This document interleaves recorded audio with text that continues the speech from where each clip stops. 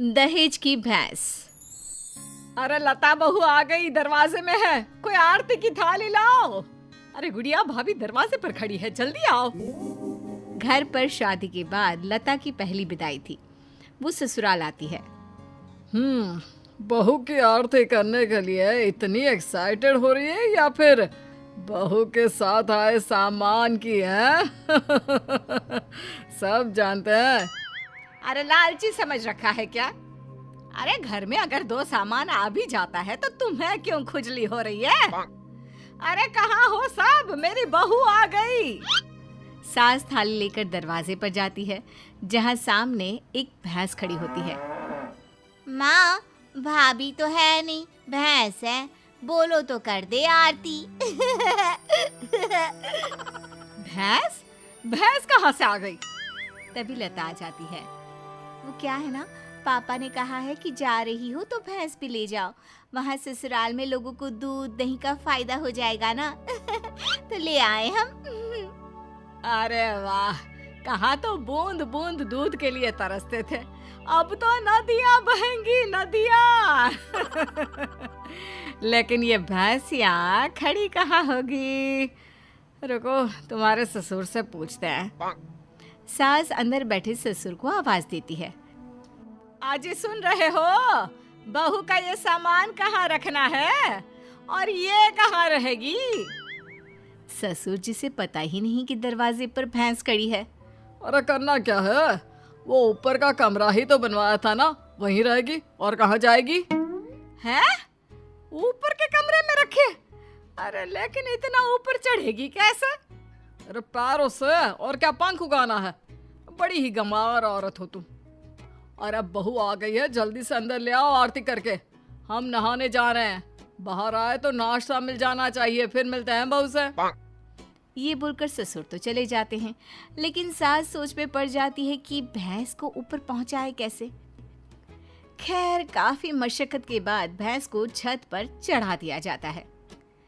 हाय रे, न जाने कैसा ससुराल मिला है, एक तो 3 तल्ले ऊपर कमरा दिया है।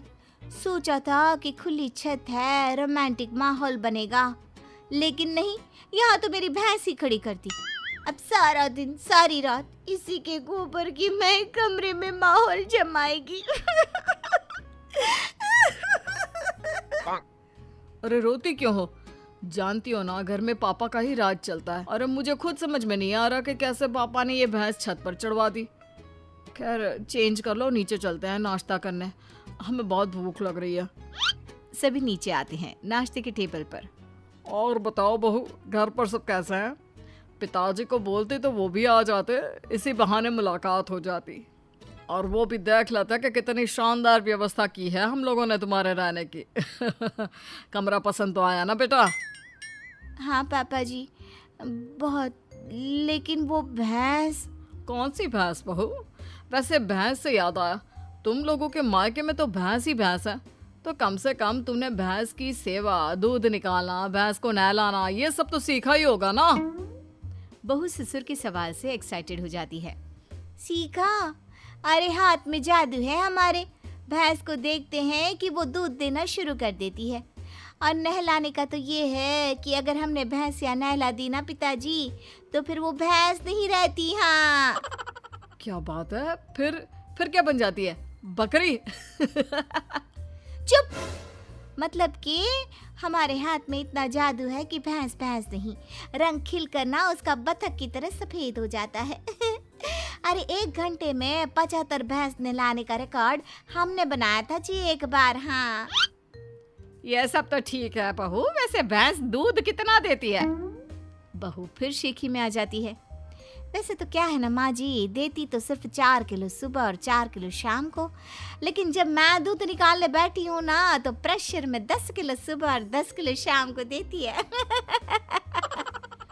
बस फिर क्या, ये सुनकर ससुराल वाले इम्प्रेस हो जाते हैं। ससुर सोच लेते हैं कि इतनी गुणी बहू मिली है तो भैंस तो लाना बनता है। फिर क्या, अगले रोज ससुर दरवाजे पर भैंस खड़ी कर देते हैं। बहू, अरे ओ बहू, देख तो मैं क्या लेकर आया हूँ।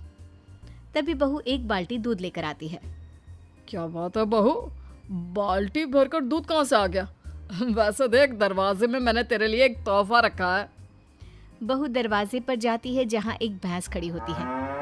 ये क्या पिताजी, एक और भैंस? एक और नहीं बहू, एक ही है।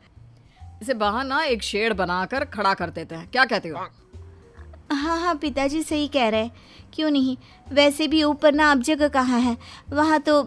बहू बात पूरी करती कि सास आ जाती है। बहू ला दे बाल्टी, मैं आ रही हूँ। सास बहू से दूध की बाल्टी लेकर चली जाती है और बहू नई भैंस की सेवा में लग जाती है। अगले रोज सुबह सासू माँ, मैं ना आज ससुर जी को बोल दूंगी कि मैं ना दो दो भैंसों की सेवा नहीं कर सकती, तो वो एक भैंस ना बेच दे। अरे नहीं नहीं बहू, अभी नहीं। अभी तो तू जानती है कि मेरे मायके में शादी आने वाली है। दूध के भाव कितने महंगे हैं, तो कुछ महीनों के लिए दोनों भैंसें संभाल ले, फिर बात करते हैं। अब बहू सुबह शाम छत की भैंस और बाड़े की भैंस की सेवा करती, उसे नहलाती, दूध निकालती और सास को देती। सास दूध का क्या करती ये किसी को पता नहीं चलता। फिर एक रोज, अरे बहू, मैं क्या कर रही हूँ, क्यों ना मैं एक और भैंस ले लूं।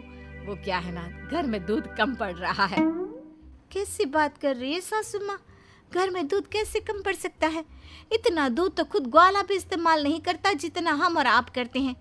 ना ना ना ना सासू माँ, एक और भैंस की सेवा करना मेरे बस की बात ना है। बहू का डायरेक्ट जवाब सुनकर सास को आ जाता है गुस्सा। अरे क्या बकवास कर रही है, मैंने जो बोल दिया सो बोल दिया। नहीं तो कर मेरी सेवा। आज शाम को कमरे में आ जाना और रात भर मेरे पैर दबाना। माँ जी, गला ना दबा दूं। भैंस पालने वाली समझा है क्या? अरे कौन से घर में छत पर भैंस खड़ी होती है, सारा दिन गोबर करती है और एक जगह खड़े खड़े भैंस की पीठ भी अकड़ गई है। तभी बहू की बात ससुर के कान तक आती है। क्या छत पर भैंस? अरे कौन से बेवकूफों के घर में छत पर भैंस होती है बहू, क्या तुम भी? हम लोगों के घर पिताजी, आप ही ने तो खड़ी की है ना मेरे कमरे के बाहर भैंस। सारा दिन गोबर करती रहती है। मैं कभी छत की भैंस देखूं, कभी बाड़े की। हाँ? क्या? मैंने कब बोला?